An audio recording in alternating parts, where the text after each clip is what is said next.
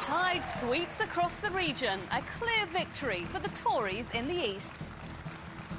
They have voted for change, it is time for change, and now the hard work starts. Nationally, the picture's not so clear. The country's plunged into the uncertainty of a hung parliament. One after another, the Labour heavyweights fall here as a succession of big-name MPs and ministers are thrown out. I don't blame it on anybody in particular. Any election is a judgment on the candidates themselves, and that's how the situation is. A single Lib Dem gain, but the bubble burst as they failed to make the big breakthrough they'd hoped for. The electoral system will not reflect how people have voted in Parliament, and that's got to change. It's a scandal.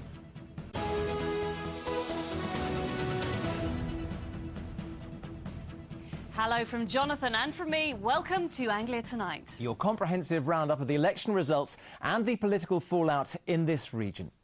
It was an election night of high drama, a drama that's still being played out as we go on air. Yes, the horse trading's underway as the Tories wait to hear if the Lib Dems will help them form a government. But while the national picture is by no means clear, in our region the result was decisive. For Labour, it's a virtual wipeout in the east, losing 14 seats. 13 went to the Conservatives and 1 to the Lib Dems. The political map looked like this before the election. Tonight, it's a sea of Tory blue, dotted with islands of Lib Dem yellow. Just 2 Labour seats remaining in Luton. Now, the biggest Labour scalp was the former Home Secretary Charles Clarke, though many current ministers fell by the wayside as well. The Conservatives took every one of their target seats here on a night when Labour were beaten into 3rd place behind the Liberal Democrats. Well, Malcolm Robertson reports now on the winners and the losers. A warning, Malcolm's report does contain some flash photography. Nationally, they might be short of an overall majority, but in East Anglia, the Conservatives have virtually swept the board. They hold all but 6 of the seats in our region. It was a great night for the likes of Priti Patel, the first female Asian Tory MP. She won Witham in Essex, and after a night's campaigning, she was in Colchester today following local elections. I think it is significant in some stage, in some way. It's a milestone, I guess, in British politics. You know, it's about time, and I've always felt this, that our parliamentary democracy should be much more representative of modern British society, and that means more women, people from different backgrounds, people with different professional backgrounds as well. And for novelist Louise Bagshaw, who captured Corby, one of 13 Conservative gains from Labour in the East. There are many places that we can work with the Lib Dems, and I'd hope whether it's a formal coalition or on a case-by-case basis that we can work with them. We want to bring change. It's important now for parties to come together and work together for the best good of the country. What a disastrous night it was for the region's Labour MPs. One by one they fell by the wayside. Senior politicians who'd been in power since Tony Blair's landslide in 1997. It was unlucky 13 for former Home Secretary Charles Clarke in Norwich South. Angela Smith, the Cabinet Office Minister, couldn't make it stick in Basildon, nor could Health Minister Philip Hope in Corby. Defence Minister Bill Rammell was another casualty in Harlow. Bob Blizzard, Deputy East of England Minister, was ousted in Waveney. And there was also defeat for Transport Minister Chris Mole, who'd captured Ipswich at a by-election in 1999. But it was the defeat of Charles Clarke that was probably the biggest blow to Labour. Out of office and out of pocket, after backing himself with a tenner at 5-2. But as the night wore on, it became increasingly obvious that what started as a 4-horse race was down to 2, and he was the victim of the Liberal Democrats' one gain in our region. Simon James Wright, 13,960. The total number of ballots...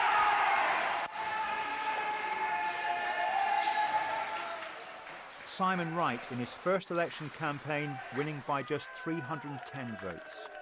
I didn't know until the result was announced that I definitely won this seat. So it really was quite a nervy experience. But I'm absolutely delighted with the result, and I'm so grateful to the people of Norwich for giving me this opportunity to represent them.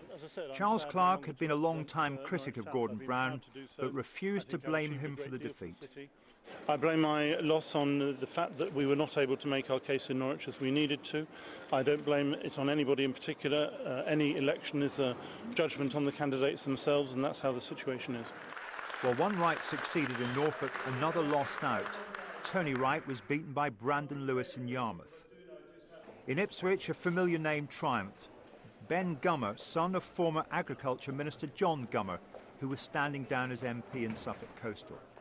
Interesting to see how the name would play, and very quickly people in the town decided that I was my own man and that they were going to take me on my own merits. One of the few Labour successes was Gavin Shuker, who held Luton South. After what was a dreadful night for his party, there was no mistaking his sense of relief. But Esther Ranson's high-profile introduction to politics as an independent candidate ended in ignominy. She lost her deposit. Ironically, the only other Labour success was Kelvin Hopkins in Luton North. For many of his more experienced colleagues, it was a night to drown their sorrows. Quite a few found themselves in the doghouse.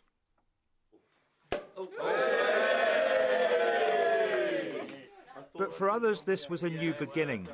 Simon Wright and Norman Lamb flying the Liberal Democrat flag in Norfolk. But they are very much in the minority in a region that is tonight almost entirely blue. Malcolm Robertson, Anglia News. So the political landscape of the Anglia region is radically altered, with Labour thrust into third place behind the Lib Dems. Let's take a look at the numbers then. We now have 62 Conservative MPs in the region. That's 13 more than 5 years ago. The Lib Dems have 4 after beating Charles Clarke in Norwich South, and Labour are in their worst position for more than 20 years with only 2 MPs. And here's how the votes were shared out in the East. The Tories on 47%, the Liberal Democrats on 23% and Labour on 20%. UKIP and the Greens slightly improved their share. Turnout was just under 70%. Well, our political correspondent Matthew Hudson has been following the campaign throughout, as you may know and may have seen him. Now, Matt, here we are in hung Parliament territory, and I suppose we could have predicted it. We're getting terribly excited about it, but we could have predicted it 4 weeks ago, couldn't we? That's absolutely right. And in fact, Jonathan, our region, I think, provides an interesting illustration of how it happened. You see, the Tories gobbled up all of Labour's seats up to Waveney and Thurrock, but majorities they got progressively smaller. Thurrock was just 92, and when it came to those 2 Labour seats in Luton, if they'd taken those, it would have perhaps enabled them to push on and gain some kind of national majority, but they fell at the final hurdle. And so, as you say, the horse trading starts now. I've also said that whichever party gets the most votes and the most seats, if not an absolute majority, has the first right to seek to govern, either on its own or by reaching out to other parties. I want to make a big, open and comprehensive offer to the Liberal Democrats. I want us to work together in tackling our country's big and urgent problems, the debt crisis, our deep social problems, and our broken political system. Clearly, should the discussions between Mr Cameron and Mr Clegg come to nothing, then I would, of course, be prepared to discuss with Mr Clegg the areas where there may be some measure of agreement between our 2 parties. OK, Matt, we've heard from the leaders, but what's likely to happen next? Well, the talking will go on for days, possibly for weeks. You heard there both Labour and the Conservatives already making goo-goo eyes at the Lib Dems, trying to show that there are areas of common ground. For the Conservatives, it could be things like scrapping ID cards.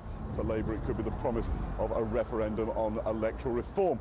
We now know the Conservatives will get the first chance to get the Lib Dems on board. If they can't, then Labour will have a go. But we do have a hung Parliament now, and my colleague Rhiannon Mills has been looking at the implications of a political situation left hanging.